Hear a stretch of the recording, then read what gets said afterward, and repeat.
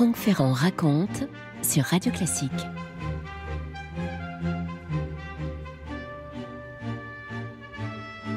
1892, nous sommes dans un pauvre village de Croatie qui s'appelle Kumrovec. C'est là que va naître Josip Brioš.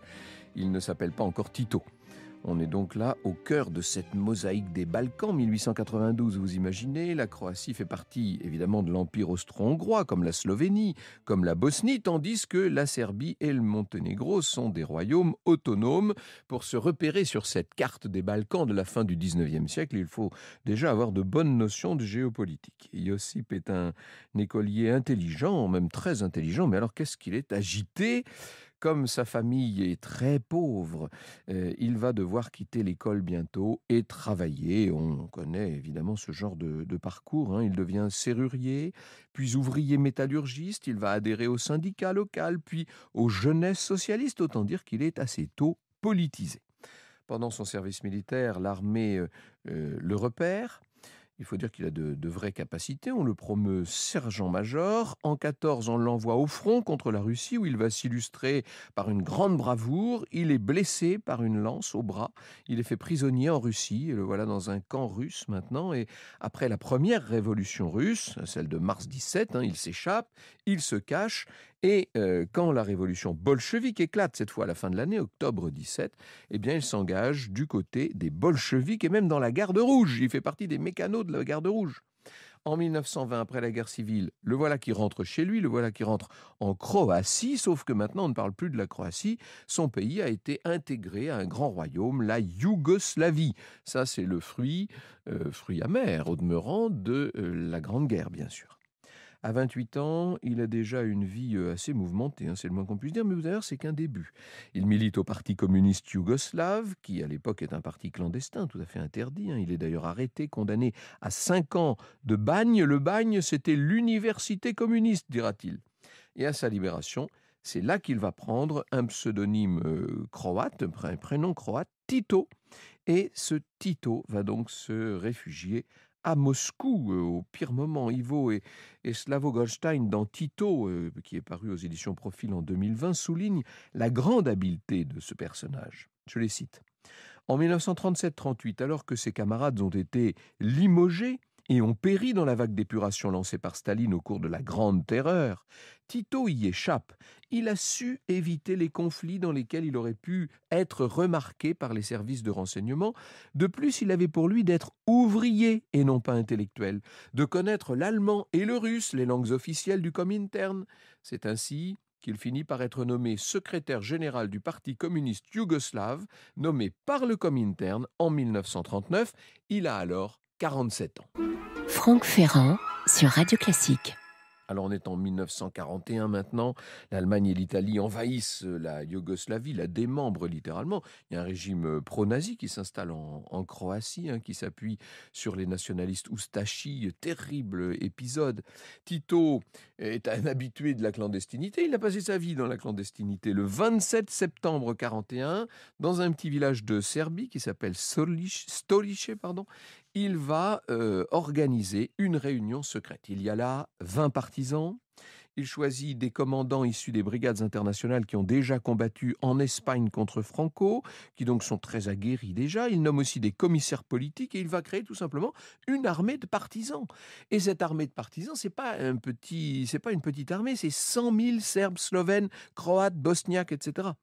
Ces partisans vont parvenir à prendre le contrôle d'un certain nombre de villes. C'est une résistance très armée. Parmi les villes qu'ils vont prendre, il y a Uzice, qui est un site militaire où ils vont faire flotter bientôt le drapeau rouge. Un des adjoints de Tito racontera: durant la guerre, Tito fut démoralisé et tomba en dépression à plusieurs reprises. Mais en dehors de ça, il faisait rapidement le tour de la situation, prenait rapidement des décisions et faisait preuve d'énergie pour les mettre en œuvre. Il est extrêmement efficace, ce Tito, qui avec ses partisans commence à énerver pas mal Hitler. Le 24 mai 1944, Hitler lance l'opération Rösselsprung, qui veut dire le saut du cavalier, ce qui veut dire qu'un bataillon de parachutistes allemands va sauter sur les montagnes du Dvar en Bosnie. Ils encerclent, ces Allemands, une grotte à flanc de montagne au bord d'un torrent. Cette grotte, c'est le QG de Tito et de ses partisans. Il a 52 ans, Tito, maintenant. Et sa femme, quelques chefs, etc., qui sont autour de lui, vont réussir à l'exfiltrer. On s'enfuit in extremis, on va longer le lit de la rivière et gravir la montagne pour aller rejoindre le maquis. On peut dire que c'est une évasion miracle. Les Allemands ne parviennent à rapporter que l'uniforme de maréchal de Tito, ce qui va plonger Hitler dans une de ses grandes colères. Vous savez, trahison, hurle le Führer, trahison. Un petit avion russe qui a été envoyé par Staline va récupérer Tito et l'amener dans les Pouilles, à Bari. On est donc sur l'Adriatique, hein, Bari contrôlé par les Britanniques. Les Anglais tentent de garder Tito avec eux, mais la vérité c'est qu'ils leur faussent très vite compagnie.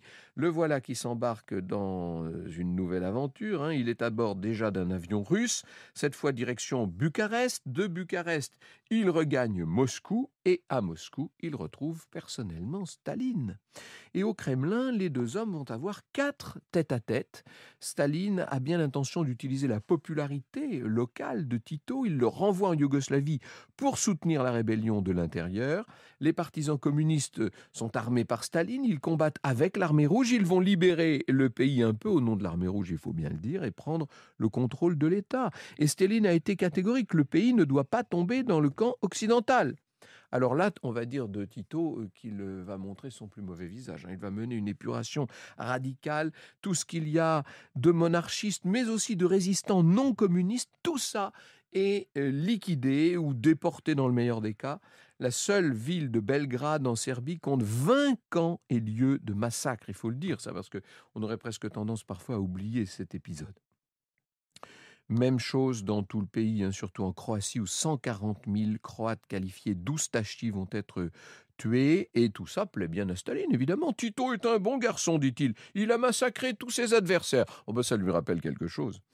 José Pirsdevek, qui a écrit une autre biographie de référence qui s'appelle Tito, une vie aux éditions du CNRS en 2017, souligne: la guerre de libération était terminée, mais la guerre civile fit rage dans toute la Yougoslavie pendant des mois, voire des années, jusqu'à la liquidation de toute résistance au régime communiste vainqueur.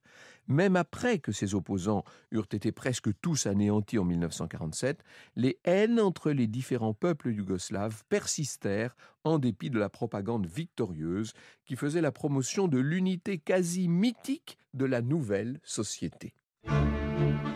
Vous écoutez Radio Classique. La nouvelle République fédérative populaire de Yougoslavie, voilà son nom, est née maintenant, avec donc 6 républiques, la Slovénie et la Croatie pour le nord, la Bosnie-Herzégovine et la Serbie au centre, et puis au sud, le Monténégro et la Macédoine. Le Premier ministre, c'est Tito. Il s'installe dans le Palais Blanc de Belgrade. Du reste, il s'approprie toutes les possessions des Karađorđević, hein, de la famille royale en exil. Dans les caves de la propriété de Dédigné, il va dénicher un certain nombre de coffres qui ont appartenu à la famille royale. Et n'oubliez pas que c'est un ancien serrurier, donc il les ouvre facilement, ces coffres, et met la main sur l'or, sur les bijoux. Au palais, il donne un grand bal de la victoire. Tito sait parfaitement profiter de la vie, dira un de ses adjoints, Košić. Cet homme ne se refuse aucun plaisir. Il n'est un ascète dans aucun domaine. Et Javonka, qui est une de ses épouses, ajoutera: il aime les femmes plus encore que Soliman le Magnifique. Vous voyez un peu le genre de personnage, quand même, hein. Et au cours du fameux bal, là, ce grand bal de la victoire, il fait danser les camarades partisanes qui, pour certaines, portent encore à la ceinture un revolver. Mais on voit bien que ça n'est plus du tout le même régime, là, hein. La salle de bal est là, mais les danseurs ont changé. La monarchie n'est plus. Tito, rapidement, va mettre en place une dictature communiste avec des élections truquées, avec des opposants qu'on enferme, un parti unique, une police secrète. Enfin, on connaît ça par cœur. C'est une grande partie de l'histoire du XXe siècle, hein. Il nationalise les entreprises, il redistribue les terres. Seulement, à présent qu'il est installé à la tête de l'État, il n'a plus du tout l'intention de se soumettre à Staline. Ça, c'est intéressant, et c'est à partir de là que Tito évidemment, fascine tous ceux qui s'intéressent à l'histoire de l'Europe au XXe siècle. Tout oppose ces deux hommes, tout oppose Staline et Tito. La diplomatie, puisque Tito soutient des revendications sur la frontière italienne et attise la rébellion communiste en Grèce. Et Staline va condamner, bien sûr, ce qu'il considère comme un aventurisme.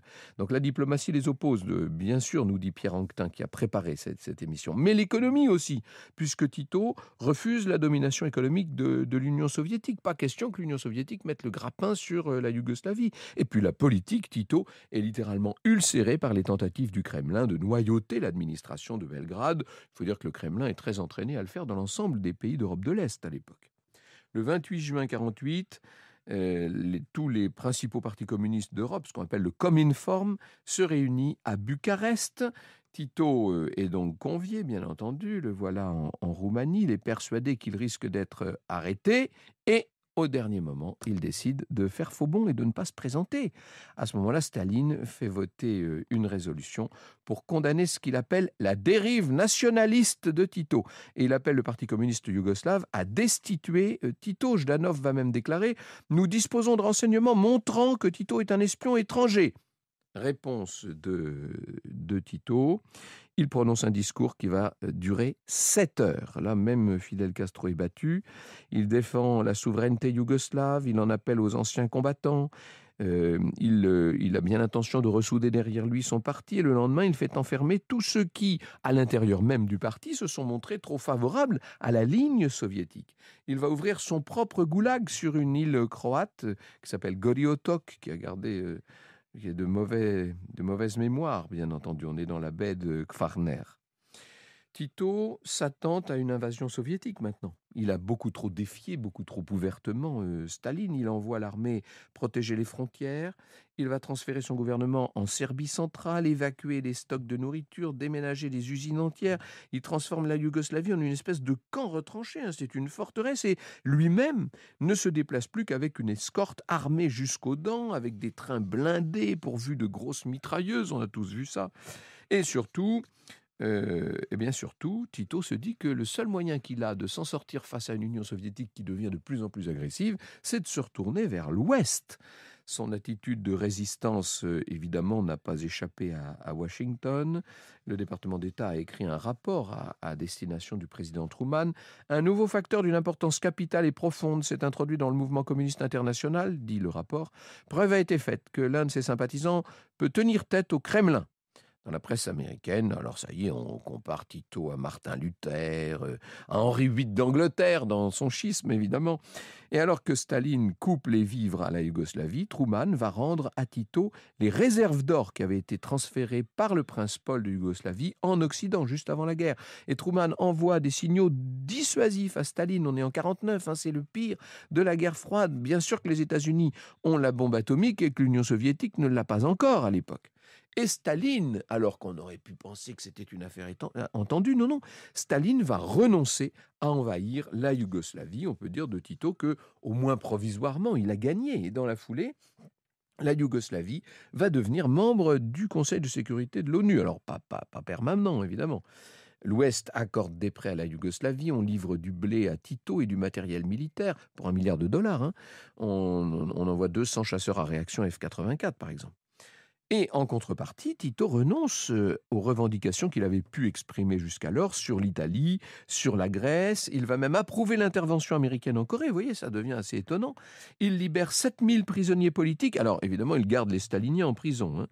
Il assouplit un peu la censure, il faut le dire vite, mais enfin bon. Il autorise quelques voyages à l'étranger et au congrès du parti de 52, il déclare « Chez nous, les communistes n'auront aucun privilège. Nous voulons ainsi éviter la pratique soviétique qui a transformé le parti en organisme bureaucratique d'une certaine manière. » Sa critique de Staline l'amène à réformer de l'intérieur un parti communiste yougoslave qui, par ailleurs, s'était beaucoup manifesté par la violence au pouvoir. Il met en place tout un régime économique assez particulier qu'on va étudier dans les écoles occidentales, qui s'appelle l'autogestion, avec des entreprises gérées donc par des conseils ouvriers, les usines aux ouvriers, la terre aux paysans, dit-il. Ce qui veut dire que l'État, là-dedans, n'a pas un rôle prédominant, quoique. En tout cas, c'est une forme de communisme qui se rapproche sans doute beaucoup plus de ce qu'aurait dû être un communisme réel. Pour Staline, tout ça, ce n'est que trahison. Ce n'est que provocation. Il n'a qu'une idée, éliminer Tito. Et d'ailleurs, il a nommé un tueur qui va s'appeler Max, avec pour couverture l'ambassade du Costa Rica en Yougoslavie. Ce Max échafaude toutes sortes de scénarios. Alors, il se dit qu'au cours d'une réception, il pourrait vaporiser sur Tito des bactéries de la peste pulmonaire. C'est très soviétique, ça me fait rire, mais ça ne devrait pas. Deuxième scénario, il pourrait profiter d'une visite de Tito à Londres pour l'abattre à bout portant, comme ça, là, à l'ambassade de Yougoslavie, ou même il pourrait offrir à Tito une boîte de pierres précieuses et dès qu'il l'ouvrirait, un gaz mortel s'échapperait. Bon, vous voyez que Tito n'a vraiment plus grande chance de s'en sortir. Franck Ferrand sur Radio Classique. Alors il est là, ce tueur-là, Max, ça s'écrit M-A-K-S, qui transmet à Staline les plans pour assassiner Tito. On est là le 1er mars 1953, ça vous dit quelque chose cette date, puisque dès le lendemain, c'est Staline lui-même qui est frappé par son attaque cérébrale. Vous savez que ses proches, là, avec Beria, vont le laisser agoniser sans soin, et le tyran soviétique meurt donc le 5 mars 1953, ce qui veut dire que, comme s'il y avait une étoile au-dessus de la tête de cet homme-là, Tito est sauvé une fois de plus. Le 25 mai 1955, Khrouchtchev va se déplacer en personne à Belgrade pour renouer avec le chef yougoslave. Toi, tu as réussi à sortir vainqueur contre Staline parce que tu avais derrière toi un pays et 40 divisions, lui dit-il. C'est peut-être pas très habile de la part du patron du Kremlin de dire ça à Tito. En tout cas, les relations entre Yougoslavie et URSS vont connaître maintenant des hauts et des bas. En 1955, Tito adopte une nouvelle diplomatie qui n'est pas du goût de Moscou, puisqu'il dit qu'il n'est ni du côté de l'Ouest, bon ça on le sait, ni du côté de l'Est, qu'il est non-aligné. C'est tout le grand mouvement du non-alignement, vous savez, avec l'Inde, le Brésil, etc. Tito va multiplier les voyages autour du monde. 1er septembre 61, il reçoit à Belgrade le premier sommet des 21 pays non-alignés. Je vous ai cité l'Inde et le Brésil, il faudrait ajouter l'Égypte, l'Indonésie, l'Algérie, Cuba, le Liban, etc. C'est un triomphe pour Tito qui apparaît en quelque sorte comme le leader du monde de demain, c'est ce qu'on pense à l'époque. Alors, il ne faut pas croire que pour autant soit très brillant à l'intérieur du pays. L'autogestion n'a pas permis à l'économie yougoslave de s'adapter. Le tourisme se développe, certes, mais pas suffisamment. La Yougoslavie reste pauvre. Tito va scandaliser par ailleurs la population par un train de vie extravagant, des chasses, parce c'est un grand chasseur. Il aime les objets de prix, les voitures de luxe, les yachts, les villas, les îles adriatiques qu'il privatise littéralement. On le voit toujours parader dans ses uniformes de maréchal, cigare aux lèvres, donnant des réceptions invraisemblables où il se fait photographier au milieu de têtes couronnées ou de stars d'Hollywood. En 61, on dit quand même qu'il coûte par jour plus d'1 milliard de dinars yougoslaves par jour. Ce qui ne l'empêche pas d'exiger un culte de la personnalité tout à fait digne de ce qu'avait pu connaître Staline, avec partout son portrait affiché, jusque dans le moindre café. Le jour de son anniversaire, on court dans l'ensemble du pays une course de relais, en criant « Tito, notre héros, et tout pour nous !» Enfin, vous voyez un peu l'ambiance. Tito redoute un printemps de Belgrade, comme il y a eu un printemps de Prague et une intervention soviétique, et donc il est extrêmement dur envers les opposants qui pourraient inquiéter outre mesure le régime soviétique. Il purge constamment l'administration, il relance le centralisme et la planification. Ça, en plus de l'autogestion, c'est une des grandes notions de Tito, ça, la planification. Et il a tendance à se rapprocher quand même maintenant des pays du bloc de l'Est. Et en 62, on peut dire que ce qu'on appelait le socialisme à visage humain, pour parler de l'expérience Tito, ce socialisme à visage humain a déjà vécu. Franck Ferrand sur Radio Classique.